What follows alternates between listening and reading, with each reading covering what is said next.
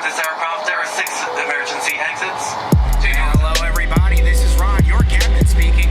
We are currently 30,000 feet in the air, and we haven't even left the airport. We just lit the joint. Just kidding, a little pilot humor there. We like to have fun. Our destination today is Casablanca, Morocco. So everyone, sit back, fasten your seatbelts, and prepare for takeoff. We will be arriving in 6 hours. What's going on, 7-footers gang? It's your girl Jenna here, and Jarod over there. Is that pink, Jarod? Yeah, man, got a little pink on. You know, it's summertime. You know, just trying to, flex a little bit. Although right now in New York City, the skies have opened up, and it looks like literally animals are lining up 2 by 2 outside. It's wilding out there.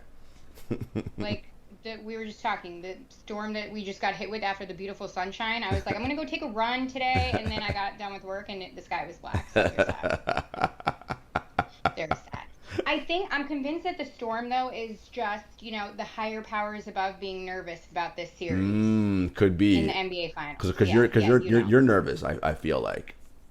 I'm extremely nervous. I mean, I don't know what's going to go on. We got the Bucks. We got the Suns. I mean, no offense. I hope Kendall Jenner just stays out of the arena. I need everything to go according to plan for Phoenix. That's it. Damn it. That's it. Now, we have Game 1 NBA Finals in Phoenix as we're recording this on Tuesday.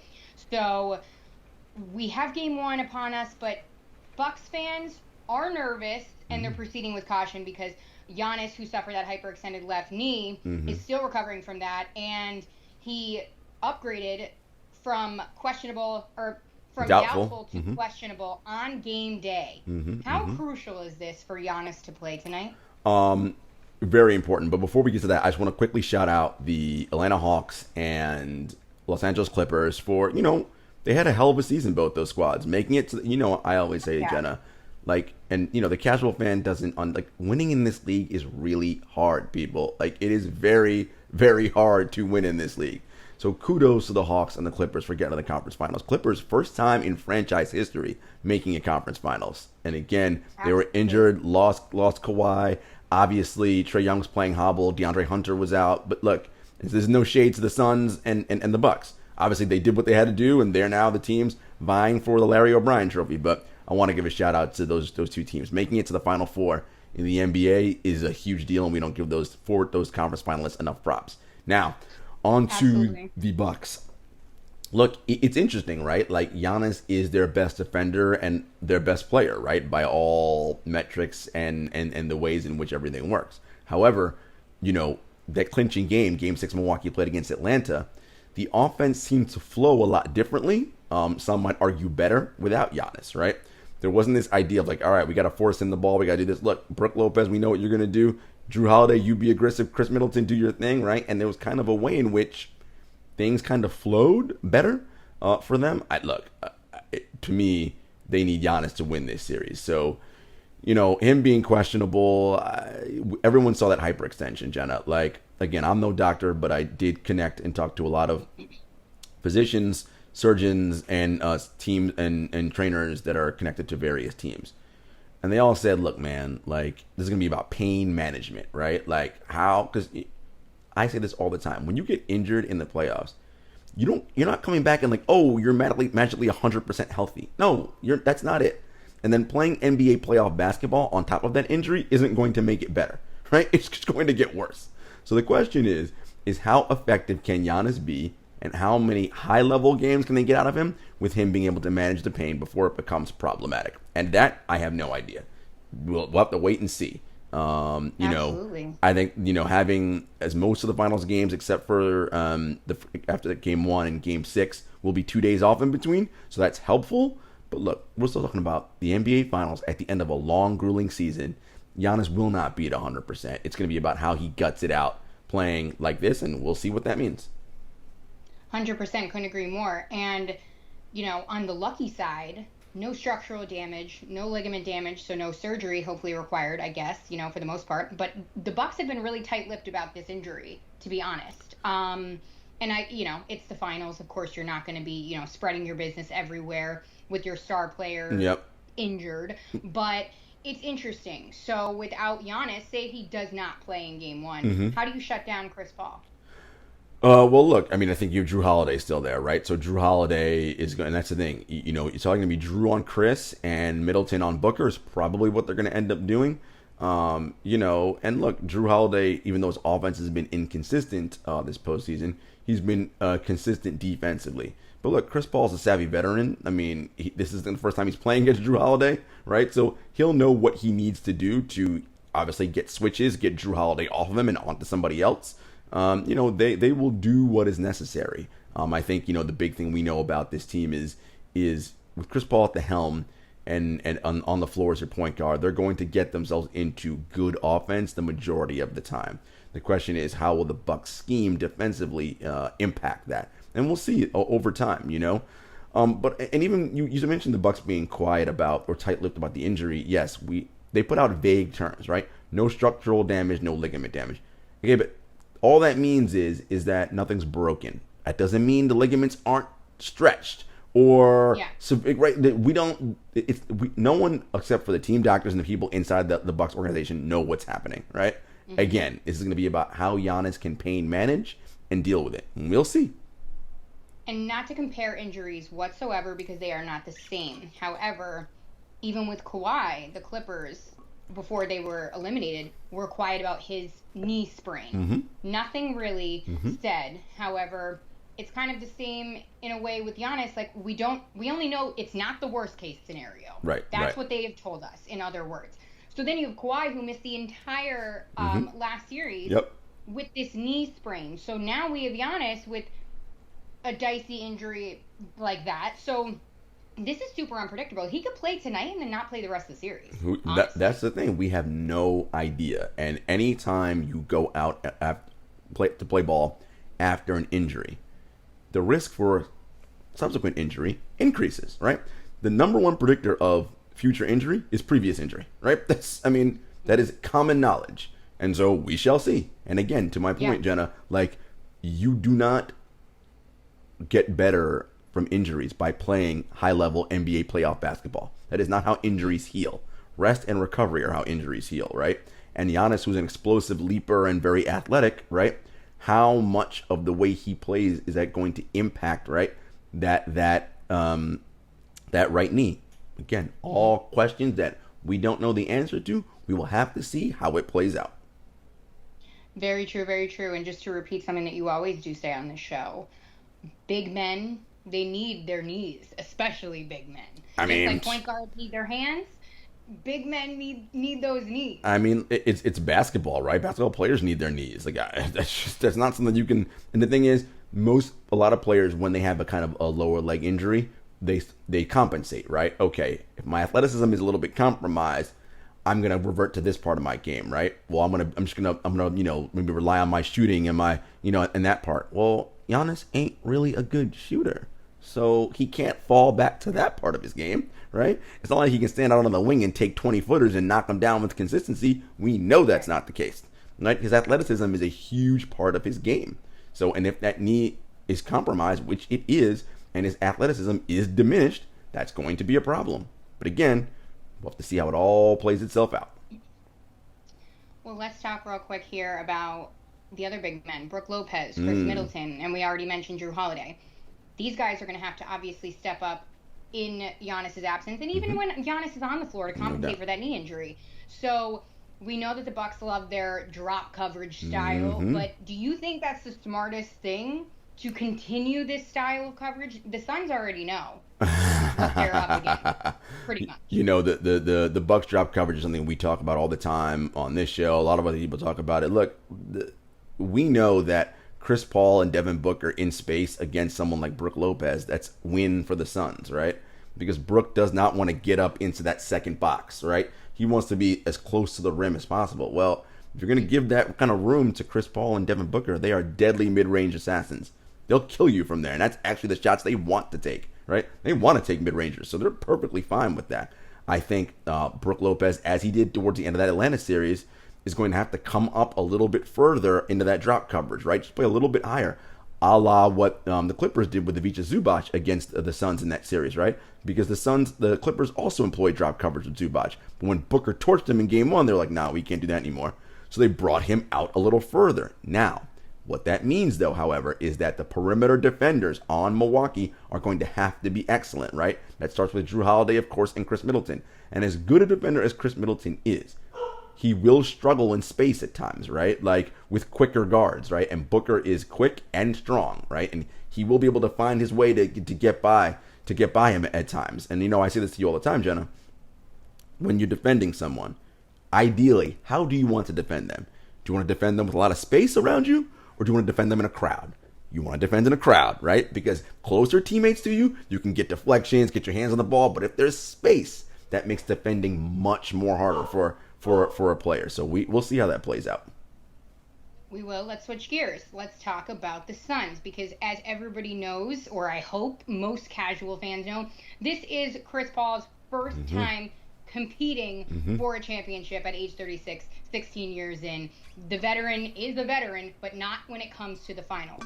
And of course, his young core, the Suns' young core, and Devin Booker, DeAndre Ayton, they've never been here as well. That's a huge, and neither has Giannis and the Bucks, but this is huge for the Suns, in my opinion. It's bigger for them. Do you believe that they're ready for this moment? And not to mention, is it fair to say that Devin Booker has played not up to par since the broken nose, now combined with this? So here's what I'll say. I think it's big for both teams, right? Look, we're in the NBA Finals. This is it, right? The winner of this series wins the ultimate prize, which is what all of these players play for. Everybody wants to play for a chance to win an NBA championship. And we do know, Jenna, just based on numbers, the vast majority of NBA players will never play in an NBA Finals in their career. That's just how it goes. So the fact that they are here, it is big for both teams because they both want to win. No one has any more pressure than anybody else. This is it. This is the end of the line. Winner takes the Larry O'Brien trophy. So they're both gonna have the pressure of wanting to win. Both teams have no finals experience, right? You have players on this team. This is not what they've done. So it's going to be a new experience for all of them. Now, is the youth of DeAndre Ayton and Devin Booker going to matter? I don't think so. Look, I think with Khris there and with Monty there and with the kind of the way that team is playing, and Mikal Bridges also is young, I just think that they recognize the moment, and this is what it is. Now, are there going to be some bad games? Sure. There are going to be bad games on both sides, right? Sometimes you just don't have it. I think ultimately this is really going to be about team and how well the team as a whole responds to getting punched in the mouth. And I think having a leader like Chris Paul and the Suns helps those young guys, because Chris will be steady, I believe, and I think on the Bucks side, I think someone like a Khris Middleton will also be steady, right? But again, everyone's gonna feel the nerves and the jitters because it's the finals, man. I win and I get to hold that big gold trophy. They all want it. As far as Booker playing poorly since the nose break, the nose break was sort of a demarcation line, but I think also the Clippers' defense on him was very good, right? Patrick Beverley really got up and got into him, and the Clippers really focused on making him work for his points. Now, but it wasn't like Booker averaged 10 points a game. He still averaged 20-something, right? So he got his points. He just had to work very hard to get them. And I think, that's what the Bucks are going to try to do in this series, make him work hard. But I think, Book, as we know, he's one of those guys who we say are built for this, right? I think he's not going to shrink or shy away from the moment. Now, he may not be, lights out every game. I mean, it's the NBA Finals. Who's going to be? But I don't think he'll shrink from the moment. Agreed here. I think he's well equipped and ready for it. Did you see that he wore that, what was it, that 1993 Suns shirt? Yep. Or was it 93? Yeah, 93, the last time the Suns went to the finals, yeah. With Charles Barkley. I was going to say. Yep, Kevin Johnson, yeah. Love that. Talk to me about the big man matchup in Ayton and Lopez. If you had to put your money on it right now, who do you think would take it? Well, it's interesting, right? Ayton's the younger, more spry guy. So if I'm Phoenix, I want a rim run with Lopez, with Ayton. Have him sprint up and down the court and wear Lopez down. That's what I want to do. DeAndre Ayton's 23. He's a young dude. I want a young guy to be out here. You sprint up and down and make Brook feel it after every single game. Because Brook is a large man and a large human being, and he's going to dish out some punishment on Ayton on the other side. So it's okay, if he's going to use his strength on you, you use your superior athleticism and quickness on him, right? Make him have to run and work that court. Make him come out a little bit to guard you at 15 to 18 feet. Do that sort of thing. So I think that's what I want to see there. And I think, Brook's going to have some games where he plays well, right? And if they used him how they did in that Atlanta series without Giannis, where he really dominated on the interior, I think that'll be an interesting matchup. Is he going to get Ayton in foul trouble? I think it'll be very interesting. I'm going to give Ayton just an edge just because of his youth. And, if the series goes long, I think, that's just more miles and more basketball on an older body. Very true. I actually had a friend that went to high school with Lopez and the Lopez brothers. And they said that they were just these tall, awkward, lanky, big guys. So, they just called them, Lanky Lopez. They were just, all over the place. And then look at where we are. Look at the NBA Finals. That's it. Gotta love it. Let's talk about, so we talked about the stars on each side. Let's talk about the depth of the benches. Sure. Okay, we got the Suns, we got Mikal Bridges, we got that help all there. And then how crucial would PJ Tucker be on the Bucks side? Yeah, so I think, look, it's the supporting cast often play a role in this, right? And if I'm looking at supporting cast, so the Bucks going to come off the bench with probably Bobby Portis, Pat Connaughton, Bryn. He had an incredible yeah, game. and Bryn Forbes, right? Those are the guys that are going to be coming off the bench. I mean, I know everybody gets excited when Giannis' brother gets in the game, but I mean, come on, let's be real. He's not good. All right, so those, so it's going to be right. It's going to be Connaughton, Tucker, Forbes, right? Those are the dudes who you're going to be looking at off the bench, and Bobby Portis for Phoenix, Dario Saric, right? Who I like a lot. Cameron Payne, who's excellent, right? I mean, if Bryn Forbes and Cameron Payne are going to match minutes, that's going to be tough for Milwaukee because Bryn Forbes don't guard nobody, right? He's a turnstile on defense, and Cameron Payne being aggressive. Is that going to force Bud to play Drew Holiday extra minutes, right? And again, it's the cumulative effect. How are those extra minutes going to matter in Game 2, in Game 3, in Game 4, right? And so that's what's interesting there. How do both teams, both coaches manage the minutes? I do like Milwaukee's bench a lot. Phoenix's supporting cast. Cam Johnson, right, who's been a revelation, just someone who's heady, knows where he's got to be on the floor at all times. I think, I'm going to give the slight edge to Phoenix's bench, but I think both benches will play crucial roles. Yeah, and you mentioned Pat Connaughton. He's shooting well from three. Yeah. I mean, if Brook Lopez can be knocking down threes as well, yeah. I think he's 35% 35, right now. yeah. If the Bucks are hitting threes at a high rate, they're going to be really tough to beat. But I think Phoenix understands that and knows that about their offense and how they want to attack, right? So I think they'll have a game plan for, all right, this is how we're going to defend this. I like it. You mentioned both coaches, and it's also going to come down to that as well. Talk to me about the coaching matchup here, because at one point I think I mentioned that, when the Bucks weren't doing well a couple series ago, that Bud's job could have been on the line. Yeah. Talk about Bud, right? This is a guy who got to get fired 3 weeks ago, and now it's like he's in the NBA Finals. Looks like he's saved his job. Might get a contract extension, right? I think, we always talk about Bud being reticent to change, right? And sort of adjust. I think, they're going to have to, in that drop coverage, have Brook out a little bit higher. I think, Monty Williams is a little bit better about making adjustments and doing different things. But I think if it does come down to that point, will Bud in the NBA Finals, where it's like, dude, this ain't the regular season, my guy. You have a chance to hold the Larry O'Brien trophy.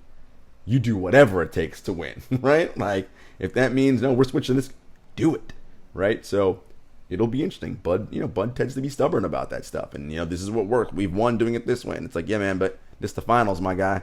Like, we're trying to take it all. And his track record suggests that he doesn't necessarily make adjustments very quickly. And, before you know it, you're down 2-0.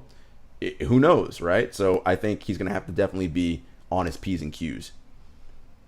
Couldn't agree more. And I'm not worried about Monty Williams. I feel a calm feeling when I think about him coaching in the finals, especially because of Chris Paul too. So even though he's also never been there, but hey, I like it. Now talk to me about what you're specifically looking for going into this series. What are you looking for from each team? What do they need to do? Yeah, so well. I'm looking for. We know the Bucks defense wants to funnel you towards the mid-range shot, and then certain people shooting threes. But that's what the Suns do well, right? Like spraying the ball out to the corners to guys like Cam Johnson, Jay Crowder, Mikal Bridges to hit corner threes. That's what they're good at. And then again, Booker and Chris Paul coming downhill or getting the switch, pulling out Brook Lopez. Chris Paul gets Brook Lopez out in space in for on a pick and roll on a switch.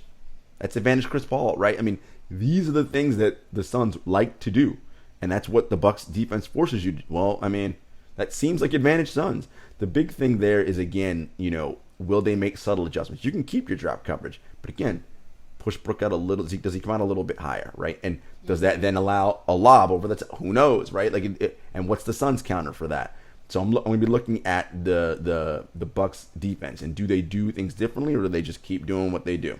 I'm also going to be looking at, from an X's and O's standpoint, on Phoenix's side, right? Like when they draw and penetrate and kick out, right? Like Bridges, Crowder, like, if they have a game where like they're just terrible from three, where are they at from a confidence perspective, right? It's the NBA Finals. Do they feel like, oh man, do they start pressing, right? Like, does Khris say, does he revert into how he was in Game 6, where he was like passes he normally make coming off the pick and roll? He's like, no, I'm shooting that bad boy, right? On his way to his 40-something points and 8 assists, right? So does he do that more, or does he go back to normal Chris Paul mode, right?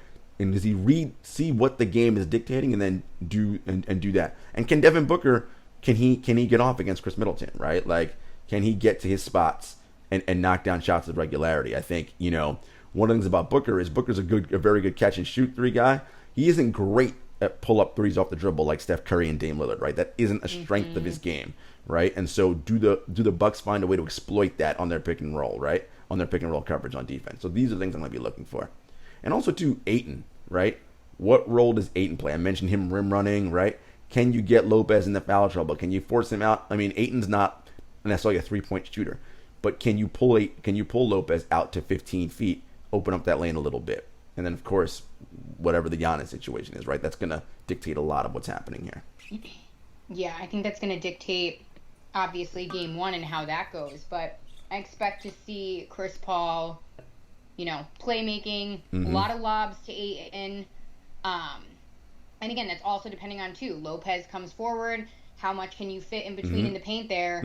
Get Ayton to the rim. But, I mean, I think all this series, too, in the bigger picture is going to determine money for Ayton, too. Oh, yeah, I mean, yeah. We shall see with that. I mean, yeah, but he's going to be up for his rookie extension soon, right? So I mean, like all those guys from that draft class are. So it will be extremely interesting to see. And again, on the Bucks side, is Khris Middleton.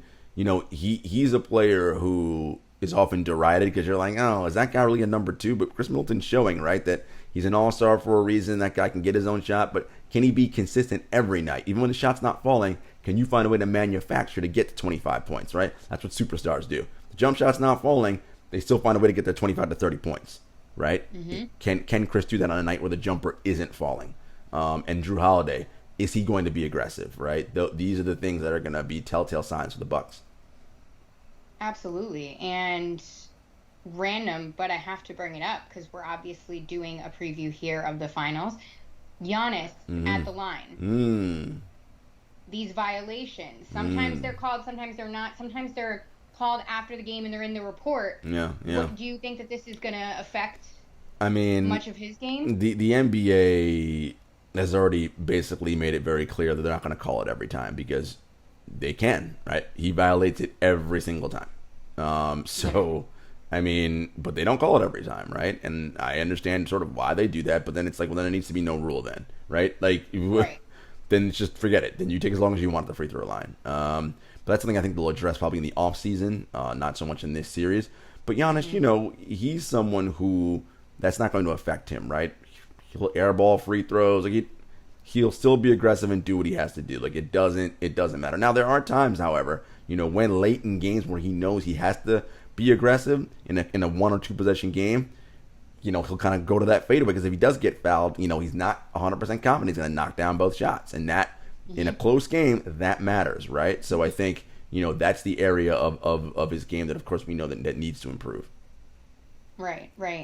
And also, have you heard anything on the standpoint of Chris Paul and that hand or that wrist that he was dealing with? No, I haven't heard anything from the Phoenix side about what's going on there. I think obviously with Phoenix being able to clinch their final strip last Wednesday, that gave Chris, some extra time to heal, right? So I mean, Chris is probably gonna be the healthiest he's been in the playoffs in a long time, right? Remember, he was also out because he was in the health and safety protocols, so he missed the beginning of the conference finals, right? So I mean, he has played the least basketball of anybody that's in the finals right now. And for someone his age, that's a good thing, right? Like, that's more time for him to rest and recover so that he is prepared because he's going to have to play a lot of minutes in this series. So I think, the wrist is fine from what I understand. And I think the Suns being able to get their series out of the way a little bit earlier and get that extra time to rest, and Chris having played less basketball, that's all going to prove beneficial, I believe, for Phoenix. Right, absolutely. I couldn't agree more because they had some time off there. And of course, the Bucks didn't have as much time because that Hawks series went so late. Do you think that's of concern for the Bucks' legs? A little bit, right? Because the Bucks just clinched on Saturday, right? I mean, Saturday is when they clinched, and it's now Tuesday, right? So would they have 72 hours, right? I mean, three days off, but before they play. You could say they're probably in better rhythm, right? They're kind of used to playing those every other or every couple days, maybe. But when you're dealing with players who have a certain amount of age, again, I think rest is always a preferred method. So with Phoenix having that opportunity to rest and get a leg up on their scouting for Milwaukee, I think I expect Phoenix to come out and win Game 1. I do too. So in the grand scheme of things, big picture, what is your series prediction? Man, it's so tough, right? Because this is all predicated on Giannis' health in so many ways, and it's uncertain right now. And even if he plays, he's not going to be 100%. So, and even if he was 100%, I just love this Phoenix team. If you remember, Jenna, I talked about this a couple months ago. I said they have all the pieces, right? Phoenix they weren't the 6th seed or the 7th seed. They were the number 2 seed in the Western Conference, and they finished a game behind the Jazz with the best record in the NBA. They've been good for all season for a reason, right? And I love the way this team plays on both ends of the floor, offensively and defensively. And the level of defense that Phoenix plays is going to be a step up from what the Hawks were able to do to Milwaukee. Look, I like this Phoenix team a lot. You know me, I'm not one of them to be a narrative and whatever. I think it'd be lovely to have Chris win a title. For me, it's not going to change my opinion of him as a player. It's not going to change my ranking of him. I think for casual fans, it will, because casual fans are obsessed with rings. I always talk about this, Jenna, like, rings aren't about one person. They're about a team, and multiple things have to go right for you to win a championship. And you need some luck in there, right? That's just how this works. I get it. People get fooled because LeBron's in the finals just about every year. That ain't real life, okay? That's not how it actually works. And so, for me, I would love it if Chris would be able to win a championship, just for his own sake, not for what I think it does anything different for him in terms of as a player. No, same. I almost want him to win it so bad because I'm so sick of but Chris Paul didn't win a ring narrative. Right. But Chris Paul didn't. Because But it's he stupid. didn't. But. Yeah. It's just like, dumb. no. It's dumb. Again, that's just people who, again, don't realize that this is much more difficult. So, Jenna, Yep. Suns in 6 is where I'm sitting right now. I thought you were going to pick the Bucks. No. Suns in 6. I like this Phoenix team, and I'm going to actually go off the board. Not off the board. I'm going to go Devin Booker as Finals MVP. I know, obviously, most people think Chris Paul, and Chris Paul could potentially win it, but I think Book might have a couple breakout games on this big stage. Not breakout, because we all know how good he is, but again, for the casual fan who only tunes into the NBA Finals, they'll be like, oh my God, who's this Devin Booker guy? And the rest will be like, he's been here. Like, he's been that good. I think it's so funny. A couple years ago, I was working at Hollywood Life, and something with Devin Booker, when he wasn't, the star that he is now. He was linked to some celebrity, of course. Y'all know that if you listen to this podcast, that was my mix, that was my jam. And I did something like, who's Devin Booker? And I remember, and now I'm like, oh my God, who doesn't know who Devin Booker is? Like, come on. With that being said, though, I'm going to go Suns in 7. Suns all the way. And since you gave an NBA Finals MVP prediction, I'm going to have to do that as well. And I can't say Booker because you did, even though I wouldn't be mad if he got it. But I'm going to say Chris Paul. Okay. That's fair enough. I love it. Oh my God, we're both Suns fans. That's cute. Let's talk about, however, first, before we wrap, you have an interesting connection to a Phoenix area band that played at halftime at one of the conference finals games. Share with our lovely 7-footers audience about your connection to a specific 90s era band. Oh my God, Jarod, like, you were so impressed with me. I don't think Jarod was ever more impressed with me than anybody ever was in my life, or than he ever was. But yeah, oh my God, I can't even remember. What was the name of the band again? Gin Blossoms. I wasn't in. The Gin Blossoms, yes. Oh my God, they're going to kill me because they're my favorite people now. So anyway, I'm the worst, actually. But, in my defense, I wasn't, alive then, or I was just like a newborn. Well, I remember texting you saying, Jenna, were you even alive when this band was at their heights? No, like literally. Okay, so the Gin Blossoms, I did a article for the New York Post. They trolled this Nuggets fan, like, I mean, destroyed him on Twitter. Like, it was hysterical, and they were so funny. Whoever was doing their social media, like, deserves a raise. But yeah, they caught my article covering that, and when the Suns were playing the Nuggets, and they were basically, the talent at one of the Suns games. People were trolling them, like Nuggets fans. And anyway, it was a whole thing on Twitter. They caught my article. They retweeted it. They and sure then they did. Followed me and Jarod. They sure did. They drummer did. Yep, they sure did. On Twitter. It was amazing. They liked Jarod's tweet. They were like retweeting. Basically, they're obsessed with the 7-footers podcast is what I got from it. And it's just amazing. I mean, the Gin Blossoms love you, girl. And maybe they can sing our opening song one day as guests. Well, it's just hilarious because I was like, all of a sudden, I'm like, wait, the Gin Blossoms just follow me? Oh my God. And then Scott Hessel, the drummer from the Gin Blossoms, also, I'm like, wow.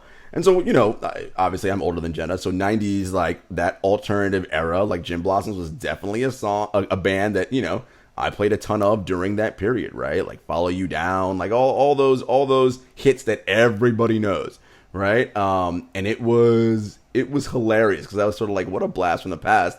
And I was like, Jenna, like, you don't even know who I'm like, do you even know who the Gin Blossoms are? He was like, out of all people, just pops up on my Twitter feed, and Jenna is involved. So it was totally random. It was like a trending story that I had gotten assigned by the Post, and it ended up being so fun. I actually tagged them in the tweet, and they got it. So like, hey, biggest fan, me. Yeah, let's maybe we can see if we can get the Gin, because they're obviously the band was formed in Arizona, so maybe they're Suns fans. Can we get them to come on the show? Maybe see what's up. Like, hey guys, and maybe get them to do a little an acoustic version of Hey Jealousy, or any one of their other hits for us. Just gonna put that out into the universe. Put it out there, honey. We're manifesting. Don't worry, we're gonna hit them up. They're followers of Jarod and I, so it shouldn't be that hard. Shouldn't be that hard, guys. 7-footers popping up on your radar everywhere. We out here. We out here in these streets. Honestly, that's what we're gonna do. We promise you guys, we're gonna up this guest game, and we're gonna make some moves here. That'd be dope. I'd like a little Gin Blossoms. Yeah, man. I got you, Jarod. This is one thing that I have to do. I was gonna say, as a present to you. Yeah, I got you. I would appreciate it. Yeah, I might have to get those. I mean, a little live performance, man. Well, it'll be good times. Heck yes, and I'm also a Suns fan because I'm also a fan of the Connecticut Sun. By the way. Oh, that's right. Jenna was basically in the organization. Yeah, Jenna's basically in the organization now. You did the Connecticut Sun in-arena game a couple weeks ago, and they want you to do more games this WNBA season. So it's all about the Suns family for you. I see it. That's it. All of a sudden, I love me some orange and purple. You know what I'm saying? Swap out that yellow for now. Wow. Yeah, for now. Well, speaking of that purple and gold, there's the trade rumors are in the streets that the Oklahoma City Thunder are thinking about sending Kemba Walker to the Lakers in exchange for Kyle Kuzma and no doubt some draft picks. But yeah. You know I love me some Kemba Walker. Oh boy, it's all we need. Kemba and LeBron and AD. Oh Lord have mercy. You know I'm getting emotional. Here I am. Oh my God, I DM'd Kemba Walker when the trade happened. He never answered. It's okay. Sorry. Just want to let him know how much he meant to me. Oh He's my from God. New York. He is a New York guy. I would be so upset, but you know what? He's going to be with my Bron, and he's going to teach him the way. I can't with you. It must be the Space Jam cereal I've been eating. Oh, Have you seen it in the grocery Lord. store? Of course I haven't seen that nonsense. No, I haven't seen it. Yeah, it's there. And you know what month it is, Jarod? It is Space Jam premiere month. You know what I'm saying? Yeah. You and Gabby would go into that with yourself, because I will not be seeing any Space Jam. Don't worry, I'll get you a T-shirt. It's fine. Actually, you can't go to see Space Jam because you haven't seen the first one. That's right, and I will never see the first one. Exposed you. That's okay. Everyone already knows. Everyone who follows me and follows my work knows that nope, never saw the first Space Jam, have no desire to, will not see the second one. Hey, it is what it is, man. We all have our crosses. What about when I have a kid and I'm like, Uncle Jarod is going to watch it today and you're going to watch Space Jam? Yeah. Every time I kid, no, my kid's going to cry. Pretty much, and yeah. It's gonna be a whole thing. Pretty much. That's what's gonna happen. That's exactly what's gonna happen. We ain't watching Space Jam. Sorry, little gal or guy. No Space Jam tonight.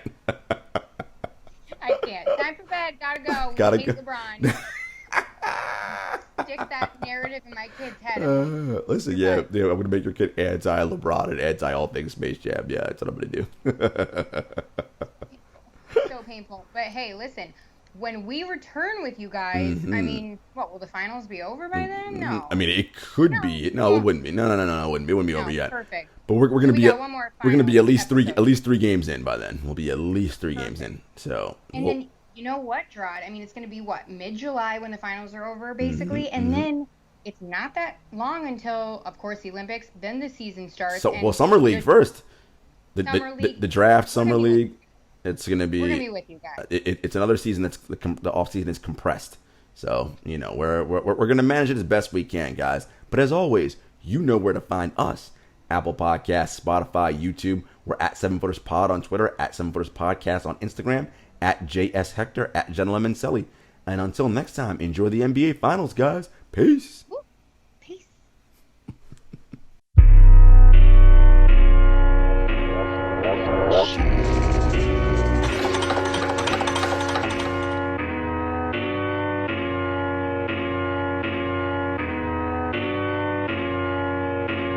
Spent a couple years out here with these raps, trying to have a plan that we made come true. Applied to some jobs, but I ain't hit back. I don't wanna trap, what's a man gonna do? Chevy told me come